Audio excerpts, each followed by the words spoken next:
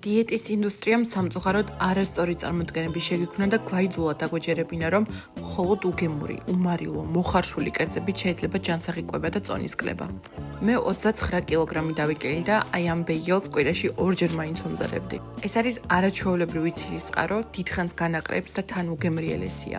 ისეთი მარტივი მოსამზადებელია, რომ შეგიძლიათ თქვენი პატარებით ჩართოთ ამ საქმეში. 220 გრამი ცეხვილი ფქვილი, 300 გრამი სკირი ან ბერძნული იოგურტი, მარილი, გამოფხვერებელი, ცოტა წითელი ცისაკა, აურიეთ, მოძლიეთ ცომი, გააკეთეთ ბეიგელის ფორმა, გადაუსვით კვერცხი, მოაყარეთ სეზამი ან ჩია და გამოცხეთ 180 გრადუსზე 20 წუთით. ერთი ბეიგელი სულ რაღაც 260 კალორია და 18 გრამი ცილაა. თუ ხორცის ჭამა გიჭერთ და ცილის წყაროებიდან აღარ იცით უკვე რა მომზადოთ, შეგიძლიათ აი ამ ბეიგელით თქვენი ცილის დღიური ნორმა შეივსოთ. გაჭერით, ჩადეთ თქვენი საყვარელი შიგთავს და დატკბით გემრიელი ჯანსაღი საუზმით ან ხემსით. ჯანსაღი კვება შეიძლება იყოს მარტივი, გემრიელი და ნამდვილი სიამოვნება.